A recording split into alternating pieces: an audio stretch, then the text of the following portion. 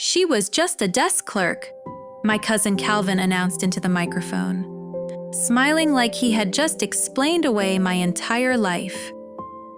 300 people at the Veterans Day parade turned toward me. The mayor smiled politely from the reviewing stand. The sponsors glanced at the plastic volunteer badge clipped to my cardigan. A television reporter shifted her camera, deciding in that quick little way reporters do that I was not the story. And my granddaughter Nora, standing in the second row of the high school band with a trumpet in her white-gloved hands, lowered the mouthpiece by 1 inch. Just 1 inch. But I saw it. I saw the question cross her face before she could hide it. The same question her mother had planted in her for years. The same question my cousins whispered over Thanksgiving plates and birthday cakes and hospital waiting room coffee. Was that all Grandma had been? A desk clerk? I did not correct Calvin. I did not tell them about the 17 years I had spent listening to pilots breathe through static over burning cities. I did not tell them about the night 6 men came home because I refused to clear a bad approach. I did not tell them about the missions that were never printed in any hometown newspaper, the rooms where women like me were useful only if we stayed invisible, or the call sign stitched inside an old patch buried at the bottom of my cedar chest. I did not even look at Calvin. I looked past the flags, past the folding chairs, past the reviewing stand decorated in red, white, and blue bunting, past the brass band warming up on Main Street. I looked at the sky, because the lead aircraft was coming in too low. And in less than 4 minutes, the same loudspeakers Calvin had used to call me a desk clerk would crackle with a pilot's voice saying the one name my family had never heard. Valkyrie 6, this is Aero Lead. We have your mark. That was when Calvin stopped smiling. But before that moment, before the sky corrected what my family had spent years getting wrong, I was sitting behind a folding table with a stack of parade programs, a roll of blue raffle tickets, and a radio headset nobody thought I knew how to use. The town had been preparing for that Veterans Day parade for 6 months. By 8:30 that morning, Main Street was already shining in that small town way people mistake for innocence. Flags hung from every lamppost. Children ran along the curb with paper poppies pinned to their jackets. Old men in service caps stood in clusters outside the diner, pretending not to need the canes folded under their arms. The fire department had parked its ladder truck at the far end of the street, its chrome polished so bright it caught the November sun. At the registration table, I had 3 jobs, according to Calvin. Smile, hand out programs, stay out of the way. He had said that last part twice. Evelyn, today is going to be busy, he told me, while adjusting the knot of his red tie in the reflection of the Veterans Center window. Just keep things moving at the desk. We don't need complications. I looked down at the radio schedule taped to the table. You have parade control on Channel 3, I said. But air coordination is listed on 7. Calvin waved one hand without looking. Exactly. No, I said. Channel 7 is the staging crew. Air coordination is supposed to be on 5. He sighed the way men sigh when they think age has made a woman difficult. Evelyn, sweetheart. The professionals handled that. I looked across the street at the banner with his name on it. Calvin Bell, Parade Committee Chairman. He had printed the title in letters nearly as large as the name of the holiday. The professionals, I said softly, must have copied last year's sheet. He finally turned from the window. Please don't start with procedures. This is a parade, not one of your filing cabinets. I could have answered him. I could have told him that bad procedures had killed better men than he would ever stand beside. I could have told him that the sky did not care about banners, speeches, donors, or Cousin Calvins need to be seen shaking hands near flags. Instead, I peeled the tape off the table, took a pen from my purse, and changed the channel numbers myself. A boy of about 19, one of the volunteers from the community college, watched me do it. "Mom," he said carefully, "are you allowed to change that?" "Only if you want the right people hearing the right things," I said. He blinked. I smiled at him because he had asked with respect. Calvin did not notice. He was already halfway across the street, waving at the mayor as if he had personally invented patriotism. Before I tell you what came through that radio, tell me where you're watching from. I want to know how far a quiet woman's name can travel after people spend years pretending she never had one. My name is Evelyn Mae Carter, but for most of my family, names had become inconvenient things. They preferred labels: widow, old woman, desk clerk. Sweet Aunt Evelyn, Daniel's wife, Nora's grandma, the woman who files papers at the Veterans Center. Labels are useful to people like Calvin because they are smaller than truth. A label lets a man fold you up, place you in the drawer he has chosen, and close it before anyone asks whether you ever stood in the open air. The first time Calvin called me a desk clerk, we were at my sister's house for Christmas dinner. It was 3 years after Daniel died. I had just started working part-time at the County Veterans Center. The job paid almost nothing, but the building was warm, the coffee was terrible, and the men who came through the door did not need me to explain why certain sounds still made them turn their heads. Some came in to ask about benefits. Some came in because their wives had made them. Some came in with folders full of documents they did not understand and shame they could not name. A few came in and said nothing at all. Those were the ones who stayed by my desk longest. I knew how to sit with silence. I had made a career of listening through it. That Christmas, Calvin was telling a story about his new consulting contract with the county. He had a way of talking that made every room feel like a stage and every other person feel like furniture. Someone asked me how I was liking the Veterans Center. Before I could answer, Calvin laughed and said, "Evelyn's back in uniform, basically. She sits behind a desk and keeps the boys organized." The table chuckled. Not cruelly at first. That is how it usually starts. A joke soft enough that objecting makes you look bitter. I was cutting a piece of ham into smaller pieces. My hands were not as steady in winter. 2 fingers on my left hand still tightened when the weather changed, a souvenir from a night nobody at that table had earned the right to discuss. "I don't wear a uniform there," I said. No, Calvin said, still laughing. "You know what I mean, paperwork, phones."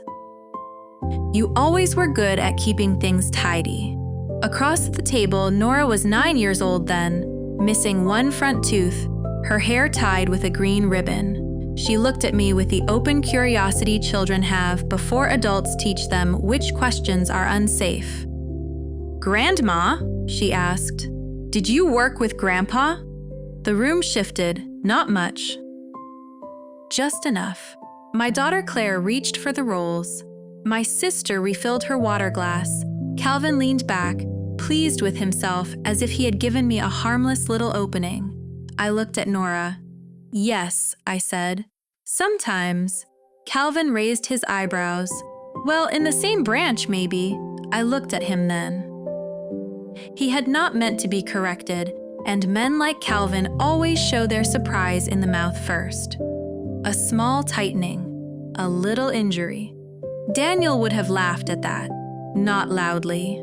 Daniel never laughed loudly when he was angry.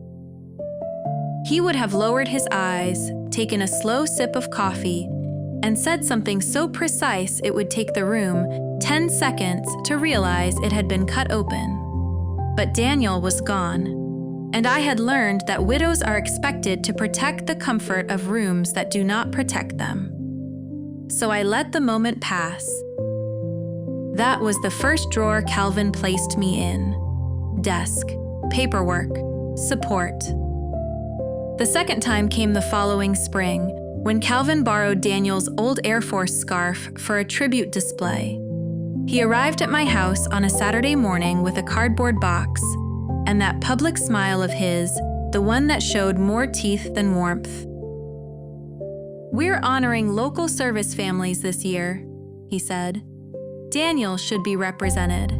I was standing in my kitchen, still wearing my house slippers, the kettle humming behind me. "Daniel would have liked that," I said. "Wonderful." I thought maybe his photo, the scarf, any medals you're comfortable lending. Nothing too dramatic. Nothing too dramatic. As if the lives behind those objects were decorations that needed to behave. I led him to the den, where Daniel's things were kept in a glass front cabinet. I did not keep it as a shrine. Daniel would have hated that. He had believed objects should either be used, remembered honestly, or given away. But I kept the scarf, dark blue wool, frayed at one end. It still smelled faintly of cedar and aftershave, though that may have been memory doing what memory does best, lying tenderly. Calvin reached for it before asking. I put my hand on the cabinet door. He paused. "You'll be careful with it," I said. "Of course," he said. "It's for the veterans." That was another thing people like Calvin do. They borrow sacred words when their own intentions are too small. 2 weeks later, I visited the Veterans Center and saw the display in the front lobby. Daniel's photograph was there. The scarf was there. A small brass-colored plaque sat beneath it. Local heroes and the families who supported them. I read that line 3 times. Then I looked at the arrangement. Daniel in uniform, straight-backed and handsome. His scarf folded beneath him. Beside the photo, a typed paragraph about his years of service. And nowhere, not once, was my name mentioned. Not because my work had been secret. Not all of it. Not because no one could have known. Calvin had known enough to avoid asking. He had taken my husband's memory and used it to frame me as the woman who had stayed home keeping soup warm. I stood in that lobby for a long time. A young veteran named Luis came in while I was still there. He was 27, though the war had made his eyes older. He had trouble entering crowded rooms unless he could see the exits. He saw me looking at the display. "Mrs. Carter," he said. "You okay?" I reached up and straightened Daniel's photo. The frame had been crooked by less than half an inch. "I'm fine," I said. Luis looked at the plaque. Then back at me. He knew enough not to speak. That is one thing pain teaches decent people, when not to fill a room with noise. I went to my desk after that and finished 3 benefit forms, 2 widow pension calls, and 1 emergency housing referral before lunch. People thought the desk made me small. They never understood that some desks are where broken soldiers finally put their weapons down. The 3rd time was not one moment. It was a season. Family dinners became easier for everyone once they had agreed on the shape of me. I answered phones, I filed papers, I kept busy. I liked feeling useful. That was the script, and they repeated it until even the children began to believe it. My daughter Claire did not mean to be cruel. That is the most generous thing I can say about her. She had inherited Daniel's eyes and my talent for endurance, but not our appetite for hard truths. Whenever Nora asked about my years before retirement, Claire would smooth the air with one hand. "Grandma did administrative work, honey. Administrative work." A phrase large enough to hide a life and dull enough that no one wanted to look inside it. I did not blame Nora for believing what she was told. Children trust the adults who speak loudest. That morning at the parade, she was 15, tall and serious in her marching band uniform, trying to decide whether to be proud of me or embarrassed by me. I could see the battle in her face. Calvin could see it too. That was why he chose the microphone. By 9:15, the parade route was filling fast. Veterans from the Korean War sat under a canopy near the reviewing stand. A group of Marines in dress blues took their place beside the flag detail. The mayor's assistant fussed with name cards. The local news crew tested sound near the curb. And Calvin moved through all of it like a man collecting reflections of himself. He shook hands with donors. He adjusted the bunting. He told the Gold Star mothers where to stand, using a voice so tender and staged it made my teeth ache. Then he came to my table holding the flyover safety binder. I had placed it beside the radio where it belonged. He lifted it with 2 fingers. "What's this doing out?" he asked. "That has the air corridor notes," I said. He gave me a patient smile. "The pilots know how to fly, Evelyn." "Yes," I said, "and ground coordination knows how to stay out of their way." He chuckled, not because I was funny, but because the reporter was close enough to hear him being charming. "We appreciate your dedication," he said. "But let's not bury the day in paperwork." He slid the binder under a stack of sponsor flyers. I looked at the corner of it, disappearing beneath glossy advertisements for car dealerships and insurance agencies. A small thing. Most disasters begin as small things dismissed by confident men. "Calvin," I said, "who has final parade command if the flight path changes?" He looked over his shoulder to make sure the reporter was still listening. "Evelyn, please. This is not a battlefield." "No," I said. "That's why people are standing in the street." His smile thinned. For 1 second, the cousin vanished and the chairman appeared. The man whose authority depended on everyone accepting that his confidence was competence. "I need you to focus on registration," he said. "I am focused." "Good." He tapped the plastic badge on my cardigan with 2 fingers. "Volunteer." The gesture was light. The insult was not. Then he walked away with the safety binder still buried under sponsor flyers. At 10 o'clock, the first band began lining up. At 10:15, the mayor arrived, and Calvin nearly jogged to greet him. At 10:20, I saw Nora across the street, polishing her trumpet with the corner of her sleeve. She looked nervous. Her band director was giving instructions, but her eyes kept drifting toward the reviewing stand. There had been a chair for me there earlier, 2nd row, left side, beside the families of the honored veterans. My name had been written on a white card in blue marker. Evelyn Carter, not Colonel, not Valkyrie 6, just Evelyn Carter. That would have been enough. I did not need titles from my town. I did not need applause from strangers who had slept safely through the nights I still dreamed about. I did not need Calvin to understand me, but I wanted Nora to see me sitting where my husband's memory was being honored. I wanted her to know that support was not the same as silence.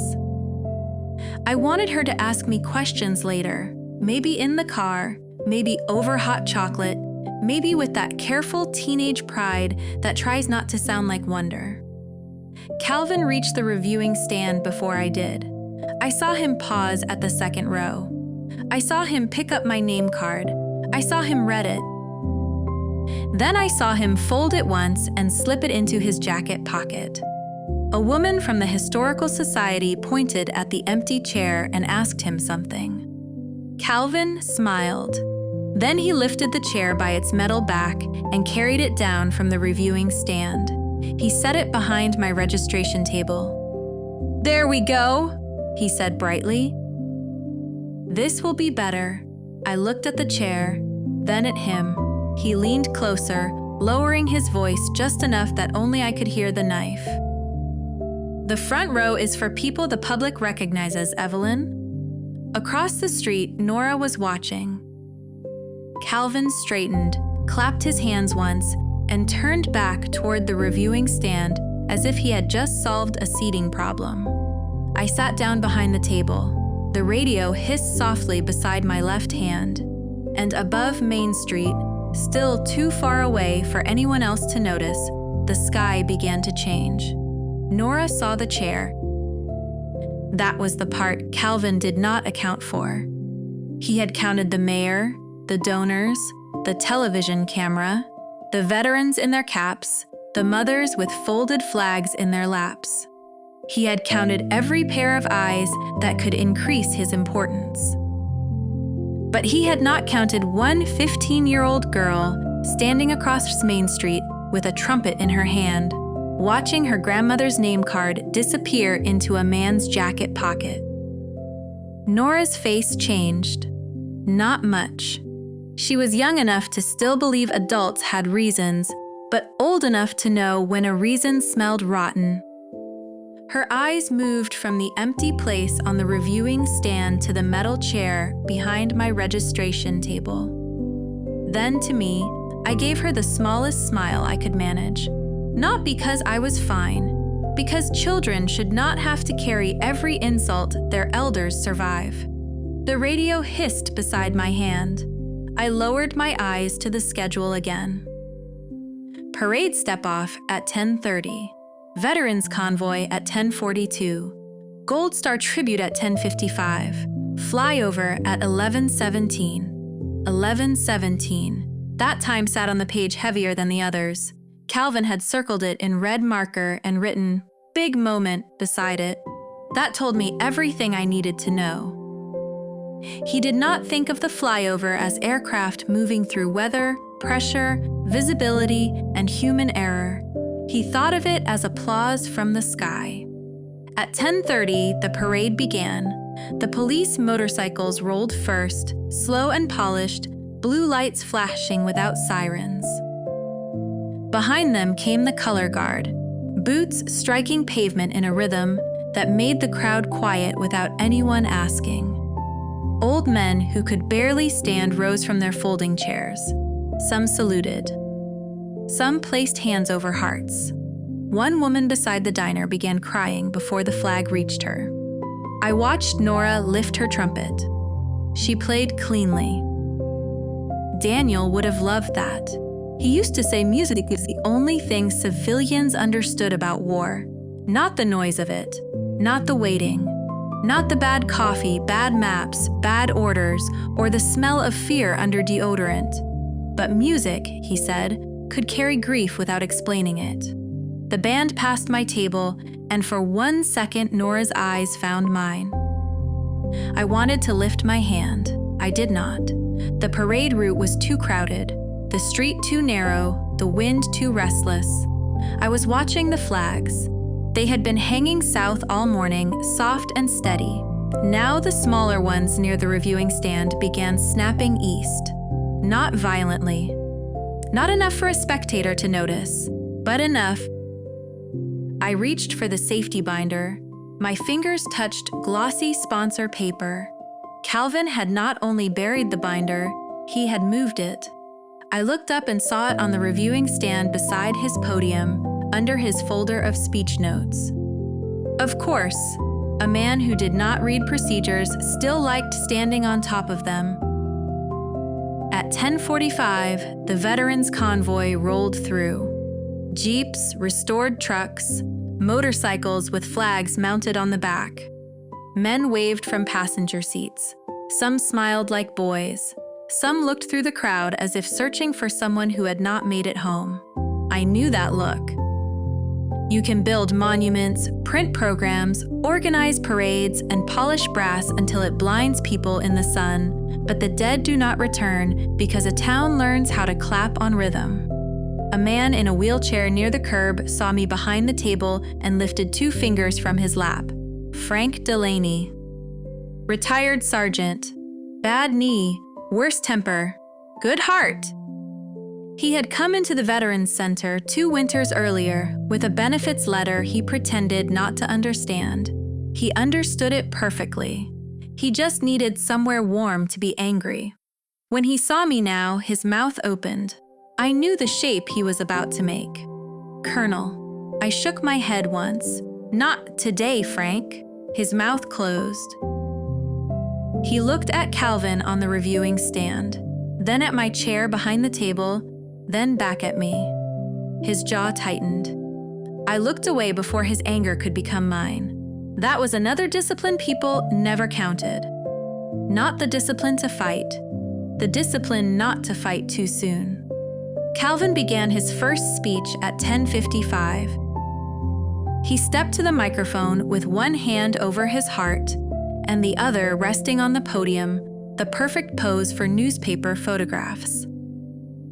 Ladies and gentlemen, he said, his voice rolling through the speakers. Today we gather not only to remember service, but to honor the families who stand behind our heroes. The crowd applauded. I looked at Daniel's scarf in the tribute display beside the stand. Dark blue wool, frayed edge, folded too neatly by someone who had never seen him wear it. Calvin continued. Some men answer the call in uniform. Some families support them quietly from home, keeping the lights on, keeping the paperwork straight, making sure life continues while heroes do what heroes do. There it was, the old drawer opening again. Paperwork, support, quietly from home. I felt something in my left hand tighten. The 2 stiff fingers curled toward my palm. Nora's band had stopped near the corner. She was close enough to hear every word. Calvin turned slightly, gesturing toward Daniel's photo. Today we remember Lieutenant Colonel Daniel Carter, a man of courage, discipline, and sacrifice. The applause rose. I led it. Daniel had earned every hand in that crowd. Then Calvin smiled toward my table. And of course, we thank his widow, our own Evelyn Carter, who still helps down at the Veterans Center as a desk clerk. Evelyn, give us a little wave. Every head turned. The request was soft, friendly, harmless if you did not understand men like Calvin. Give us a little wave. Accept the smaller place. Smile from behind the table. Confirm the story. I did not wave. I placed both hands flat on the table and looked at him. The applause thinned into confusion. Calvin's smile held, but his eyes sharpened. Evelyn's shy, he said into the microphone, and the crowd chuckled. Nora did not. Neither did Frank Delaney. A television reporter stepped closer to Calvin. I saw her mouth move, probably asking who I was, probably asking whether Daniel's widow wanted to say something. Calvin leaned toward her, still close enough to the microphone that half his answer spilled through the speakers. She was just a desk clerk, he said, with that warm, dismissive laugh of his. Sweet woman, but she gets confused when military talk starts. This time the crowd heard it. Not everyone understood the cruelty. That is the advantage of polite humiliation. It wears a clean shirt, but Nora heard it. I saw her shoulders stiffen. Across from her, Claire put a hand to her mouth, not in defense of me, but in embarrassment that the moment had become uncomfortable. That small gesture hurt more than Calvin. It always does, when the people who should know better are not shocked by the wound, only by the blood showing. Calvin stepped back from the reporter and clapped his hands. Now, he said brightly, let's keep our focus where it belongs. Where it belongs. I looked at the sky again. The sun had climbed higher. Thin clouds moved in broken layers above the courthouse. The air had that bright, unsettled quality that makes distance deceptive.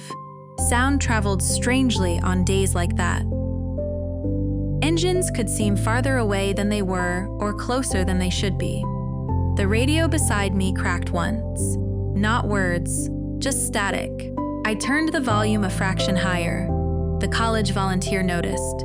"Everything okay, Mom? What's your name?" I asked. "Tyler. Tyler, who patched the PA test line this morning?" He blinked. "I think audio crew did." Mr. Bell wanted the command updates near the podium so he could keep the program on time. Of course he did. "Is command traffic isolated?" I asked. Tyler looked helplessly toward the reviewing stand. "I don't know. I just set up tables." That was not his fault. Most failures are designed by the confident and inherited by the obedient. The radio hissed again. This time I heard a clipped voice beneath the static. "Aero lead, parade route visual in 3 mics." My head lifted. The words were faint, bleeding through a line they should not have been on. Tyler frowned. "Was that the planes?" "Yes." His eyes widened in the excited way young people look when danger still feels like being included. I reached again for the safety binder, forgetting for half a second that Calvin had moved it. The table was empty except for programs, raffle tickets, and a small cardboard box of donated flag pins. "Tyler," I said, "go get the binder from the podium." He looked toward Calvin. Mr. Bell said not to touch his papers. I kept my voice quiet.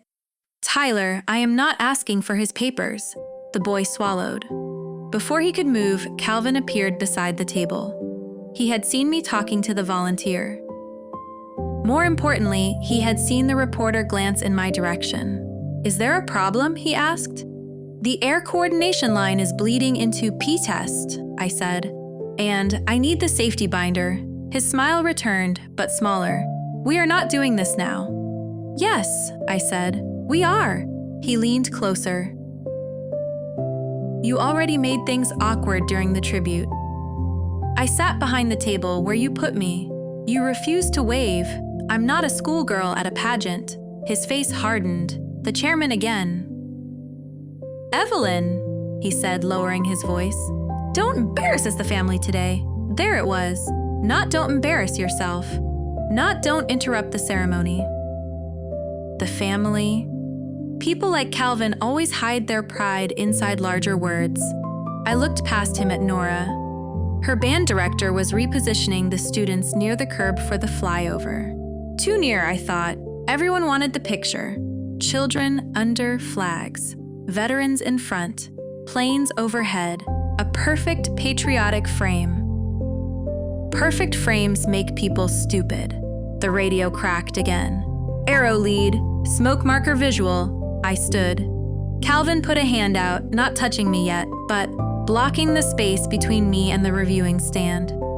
"Sit down," he said. "You're scaring people." "Good," I said. "They should move." His eyes flicked toward the nearby reporter. He smiled as if managing an elderly relative. "You see," he said softly, but loud enough for her, "she gets anxious." That was when he made his mistake.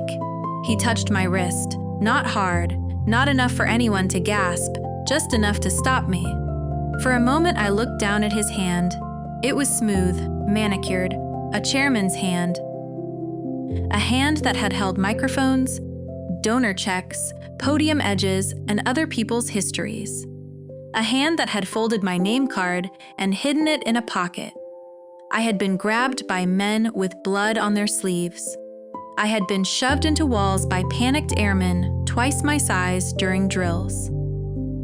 I had once crawled under a communications table during incoming fire, with a headset cord wrapped around my arm and a pilot screaming numbers through static. Calvin's hand was not dangerous. That was why removing it was easy. I did not yank away like a frightened old woman. I rotated my wrist once, stepped inside his balance, and let his thumb lose the line of control. His fingers opened before his face understood what had happened. The movement was small, too small for the crowd. But Calvin felt it. His eyes changed. For the first time that morning, he looked at me as if there might be a locked door somewhere inside the woman he had been mocking. I stepped past him. "Evelyn," he snapped. I ignored him. The first distant engine note reached Main Street. The crowd reacted before thinking. Faces tilted upward. Children pointed. The mayor stood. Someone began clapping too early. I heard the engines under the applause. 3 aircraft, lead slightly heavy on approach. Crosswind pushing east. The smoke from the small ceremonial marker near the courthouse did not rise clean. It bent, feathered, and drifted across the line it should have cleared. My stomach went cold, not from fear. From recognition, there are moments when the world narrows into information. Not emotion, not memory. Information, wind direction, engine pitch, crowd density, route width, radio bleed, children at curb, aircraft angle, wrong correction. The loudspeaker crackled. A voice came through, faint but clear enough. Aero lead, visual smoke. Correcting left for parade centerline. Left. I stopped. Left was wrong. Left would carry them closer to the drift, closer to the balloon cluster tied near the sponsor tent, closer to the loose media drone. Someone had been flying above the courthouse despite the posted notice. I had seen the drone 10 minutes earlier and assumed the police would ground it. They had not. It hovered now beyond the courthouse roofline, dark and stupid against the pale sky. "Tyler," I said, "move those children back from the curb." He froze. Now, the voice that came out of me was not loud, but it had old command in it. Tyler moved. Calvin followed, flushed and angry. "What are you doing?" he demanded. "Preventing your big moment from becoming a report." He looked upward, then back at me, seeing nothing useful in the sky because he did not know how to read it.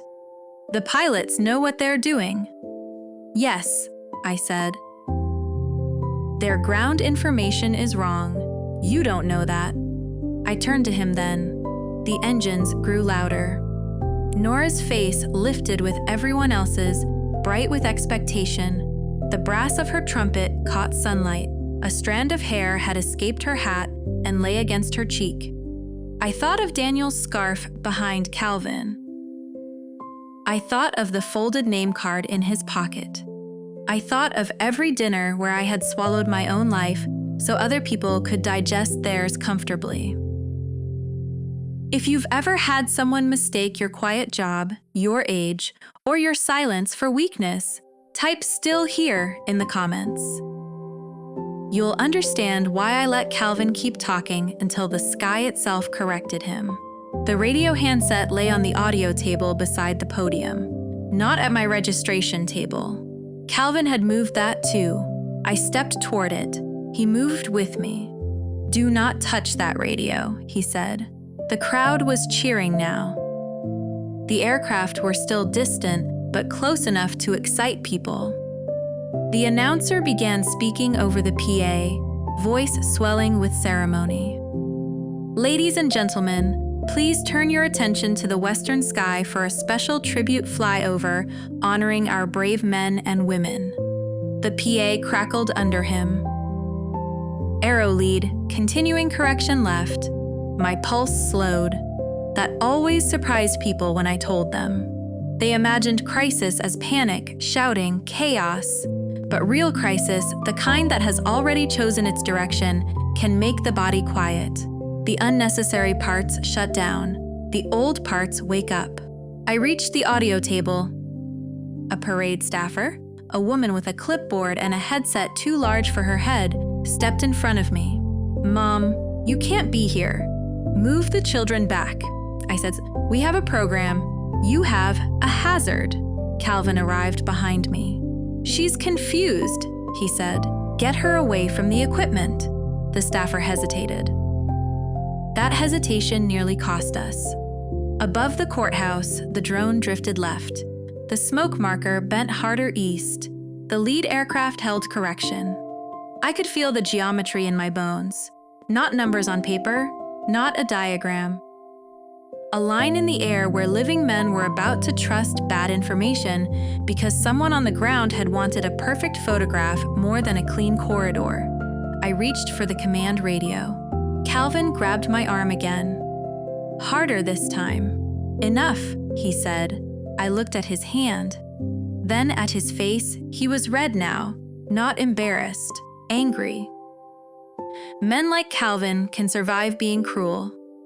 What they cannot survive is being disobeyed by someone they already decided was beneath them. Let go, I said. You are making a scene. No, I said. You are. The staffer stared at us. Tyler was shouting at the band director. A few students stepped back from the curb. Nora did not move. She was looking at me. For the first time all morning, she was not embarrassed. She was afraid. Not of me. For me. That was the moment I stopped being careful. I turned my wrist under Calvin's grip, stepped closer instead of away, and used my free hand to break his hold at the thumb. It was the same simple release I had taught younger women 30 years ago in a windowless training room where the coffee burned and every chair squeaked. Calvin stumbled half a step. The staffer gasped. I picked up the radio. A male voice snapped through it. Arrow lead, you are clear for ceremonial pass. Maintain left correction. No, I said. The staffer reached for the handset. Moms, that's command traffic. I put on the headset. The engines filled the street. Calvin shouted my name. The crowd cheered. The sky tightened. The staffer said again, louder this time, Mom, that is command traffic. I keyed the radio. Then, stop talking. The words left my mouth flat and clean. Not loud. Not dramatic. Command never needed drama. Drama was what people used when they had no control left. For half a second, the only sound in my headset was static and the rising thunder of engines rolling over the western edge of town. Then I keyed the radio again. Arrow lead! Arrow lead! This is Valkyrie 6 on parade command. Check your smoke drift. You are carrying east. Abort left correction. Climb 200. Right offset now. The staffer beside me went completely still. Calvin made a sound behind me, something between a scoff and a warning, but it died before becoming a word. The crowd kept cheering because they did not understand yet. They were looking for beauty. I was looking for survival.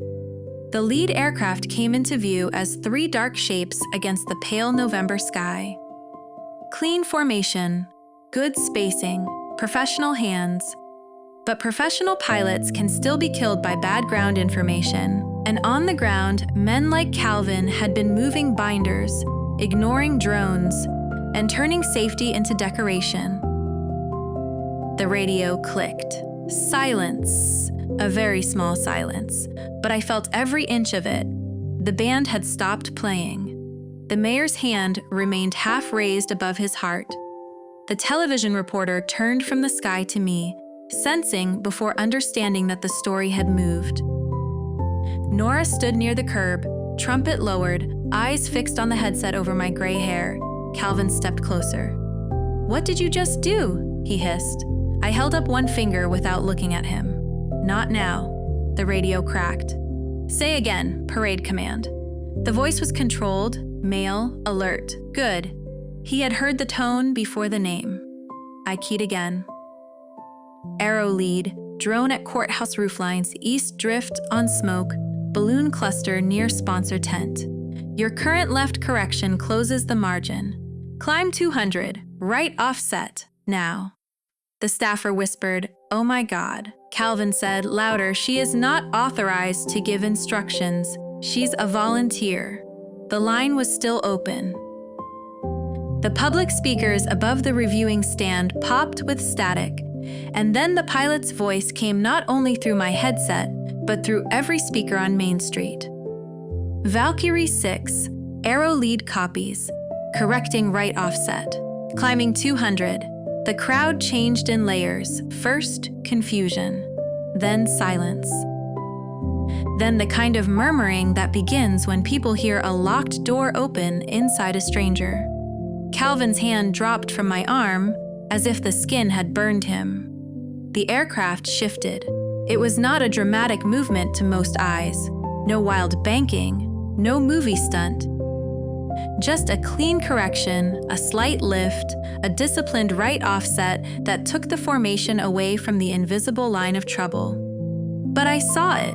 The pilots saw it. And seconds later, everyone else saw why.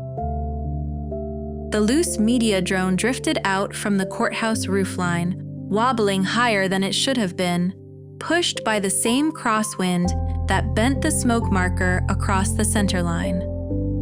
Below it, the balloon cluster near the sponsor tent snapped sideways, silver ribbons flashing in the sun. A woman in the crowd screamed when she finally understood the geometry. The old route would have cut too close. Not guaranteed impact, not certain catastrophe. That is what civilians never understand. Disaster does not need certainty. It only needs arrogance plus timing. The aircraft roared overhead on the corrected line. Safe. Clean. Beautiful because they were safe first. The sound hit Main Street like weather. Children covered their ears. Veterans lifted their faces. Flags whipped hard against their poles. The roar passed through my chest and shook something loose I had kept locked away for years. Then the radio clicked again. Valkyrie 6. Aero lead. Good correction, Mom. I closed my eyes for one breath, not because I was relieved, because the voice carried a world I had buried. Rooms with no windows, maps under red lights, coffee gone cold beside grease pencils, young pilots pretending not to be scared. My own voice, younger than, sharper than, cutting through static because hesitation was expensive. When I opened my eyes, Calvin was staring at me. His face had not gone white yet. That came later. At first, he only looked annoyed. Desperate men often try annoyance before fear. Annoyance lets them pretend the world is still arranged around their authority. He lunged toward the microphone. "Ladies and gentlemen," he began, his voice cracking through the PA. "Please remain calm. We had a minor communication issue, but everything is under control." The radio was still patched to the same speaker line. The pilot heard him. "Parade command," Aero Lead said. "Do not remove Valkyrie 6 from frequency." The words rolled across Main Street. Not loud, not emotional. Final. Calvin froze with one hand on the podium. I watched his fingers tighten around the edge. The pilot continued. "Repeat. Do not remove Valkyrie 6 from frequency." We still carry her correction protocol in our training packet. The staffer beside me turned slowly. "Her, what?" I did not answer, Calvin did. Not with words, with his face. The red drained from him first. It began at his cheeks and moved downward, leaving his skin the color of old paper. His mouth opened once, closed, then opened again. His eyes flicked to the mayor, to the sponsors, to the reporter, to the veterans, to Nora, searching for one person who still occupied the world he had built 10 minutes earlier. There was no one left there. The pilot keyed the radio one more time. "Mom," he said, and this time his voice changed, not softer, more respectful. "The squadron still carries your patch." Something moved through the veterans first. Not applause, recognition. It passed from one face to another like a current under the street. Frank Delaney stood from his wheelchair so quickly, the man beside him reached out to steady him. He did not need the help. He raised his right hand to his brow and saluted me. One old man, then another. Then a woman in a navy cap near the diner. Then 2 Marines beside the flag detail. The salutes did not come all at once. That would have been too clean, too staged, too much like the ceremonies Calvin loved. They came unevenly, humanly, as people realized. The quiet woman behind the registration table had not interrupted the tribute. She had become it. Nora was crying. She did not wipe her face, her trumpet hung at her side. Her white gloves looked too young for the expression in her eyes. The reporter lifted her camera fully toward me now. Calvin saw it. That was when panic arrived. "Evelyn," he said, stepping down from the reviewing stand, voice low and urgent. "We need to talk." I kept the headset on. "Aero lead," I said. "Confirm formation clear of parade corridor." "Formation clear," the pilot answered, "Exceasing east." "Thank you, Valkyrie 6. The last two words came through the loudspeakers clean as bells. Valkyrie 6, not Evelyn from the desk. Not Daniel's widow, not sweet Aunt Evelyn, not a confused old woman who needed to wave when told. Valkyrie 6. Calvin stopped 3 feet from me. The mayor stood behind him now. So did the reporter. So did a tall man in a dark overcoat with silver hair and the posture of someone whose body remembered rank even out of uniform. Brigadier General Marcus Solis. I had not seen Marcus in almost 11 years. The last time had been at Daniel's funeral. He had stood beside the grave with rain on his shoulders and told me Daniel had trusted my voice more than any instrument in the room. Now he looked at me with the same grave kindness. "Colonel Carter," he said. The title hit the crowd harder than the flyover. A small gasp moved through the front rows. Calvin turned toward him. "General, I can explain. Evelyn never told us." Marcus did not look at him. That was the first cut. He kept his eyes on me. "Are you all right, Colonel?" I removed the headset slowly. Yes. Only then did he turn to Calvin. And when he did, Calvin shrank without moving. "Mr. Bell," Marcus said, "Colonel Carter was never just a desk clerk." Calvin swallowed. It was a visible thing. His throat worked twice before sound came out. "I didn't mean..." "No," Marcus said. "You meant exactly what you said. You simply did not know who was close enough to hear it." The reporter's camera light glowed red. Calvin saw it. His eyes widened. The biological collapse became complete then. His lips dried. He wet them with the tip of his tongue and seemed ashamed of the movement. His left hand searched for the microphone stand, missed, and found the edge of the podium instead. One knee bent slightly, not enough to fall, just enough to reveal that his body had lost confidence before his mouth surrendered. The mayor stepped away from him. Just one step. But Calvin felt it. Men like Calvin understand distance better than apologies. Marcus faced the crowd. "For those who do not know," he said, "Colonel Evelyn May Carter served in tactical air coordination for 17 years. Some of the procedures our pilots still study began as corrections she made under conditions most people in this street will never have to imagine. Her call sign was Valkyrie 6. He paused. Today was not the first time her voice brought pilots home safely. Main Street stayed silent, not empty silent, full silent, the kind that has weight. Calvin tried to smile. It was terrible to watch. "Evelyn," he said, turning to me as if we were suddenly intimate again. I had no idea. I looked at him. The chair he had moved still sat behind my table. My name card was still folded somewhere inside his jacket. Daniel's scarf still lay in the tribute display, used all morning to tell half a story. "No, Calvin," I said. "You didn't ask." His mouth shut. That was the first honest thing he had done all day. Nora crossed the street before anyone could stop her. Her band director called her name, but not sharply. Even he seemed to understand that some rules had expired. She walked up the steps of the reviewing stand, past the mayor, past Calvin, past the sponsors who had been smiling at the wrong man all morning. She stopped beside Daniel's display. For a moment, she looked at his photograph. Then she lifted the dark blue scarf from the table. Calvin made a small motion like he wanted to object. Marcus looked at him. Calvin lowered his hand.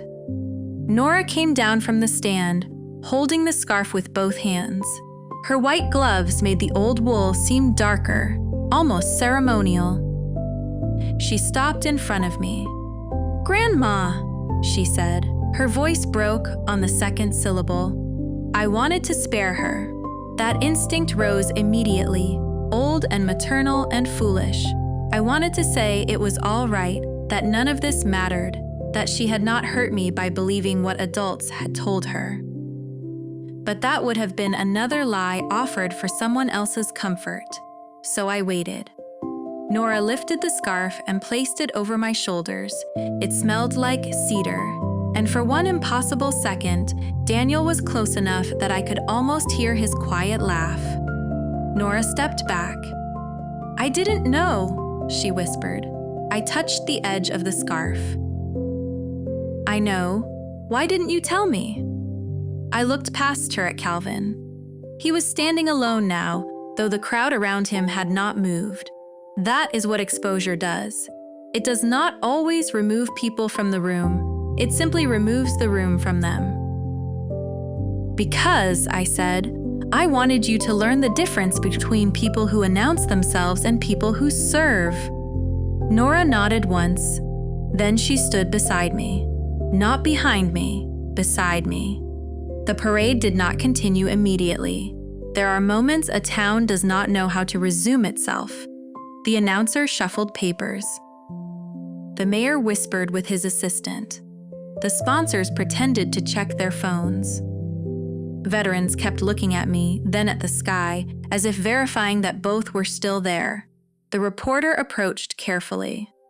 "Colonel Carter," she said, "would you be willing to answer a few questions?" Calvin flinched at the title. I almost smiled. Almost. "Not now," I said. She lowered the microphone at once. That was the difference between curiosity and respect. Curiosity reaches. Respect waits. Marcus stepped beside me. "Evelyn," he said quietly, "the squadron commander is going to want to call you." "He can call the Veteran Center," I said. His mouth twitched. "You still at that desk?" "Yes." "Good," he said. "Some desks are command posts." I looked at him then. He had known exactly what he was saying. Calvin heard it too. The words landed on him like a closing door. By the end of that day, the parade committee had issued a statement thanking retired Colonel Evelyn Carter for her decisive action during a minor flyover safety concern. Minor, of course. Institutions love that word after a woman prevents their embarrassment from becoming tragedy. By evening, the local news had changed its headline 3 times. The first version was about Calvin's patriotic parade. The second was about a flyover incident. The final one read, "Retired Colonel Evelyn Carter prevents Veterans Day. Flyover hazard Calvin's name appeared in the 4th paragraph.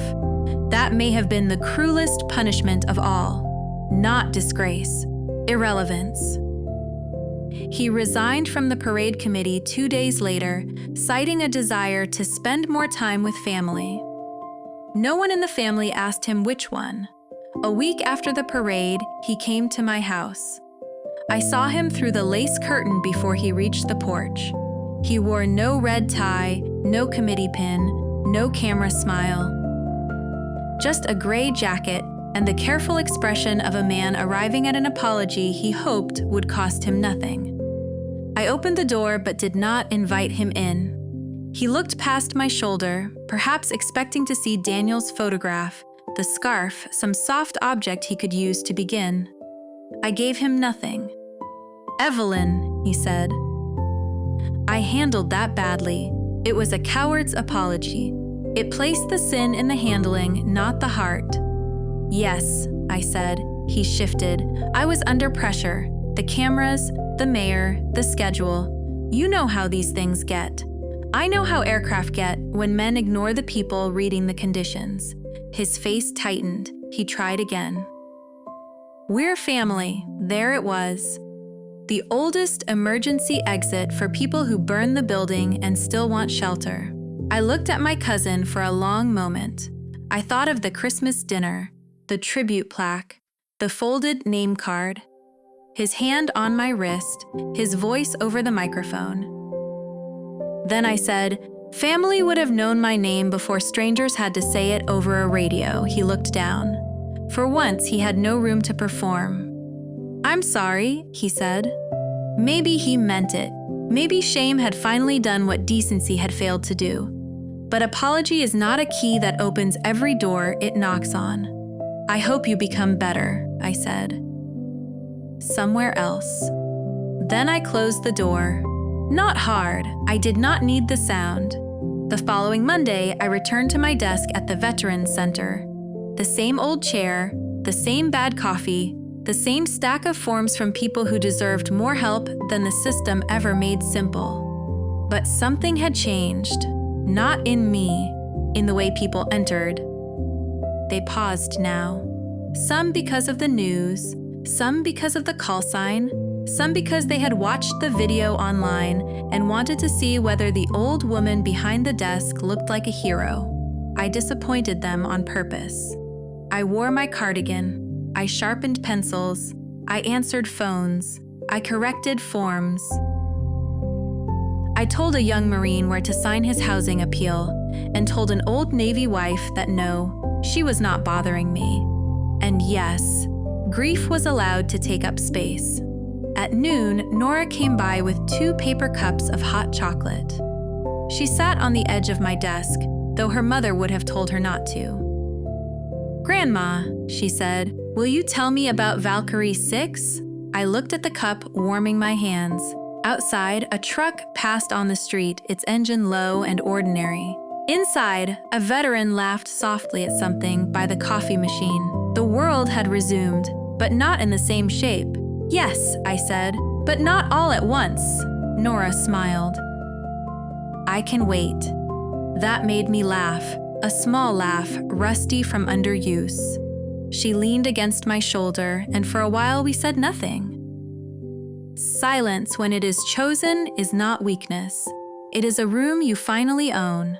And if this story reminded you of someone whose service was ignored because they never bragged about it, send it to them.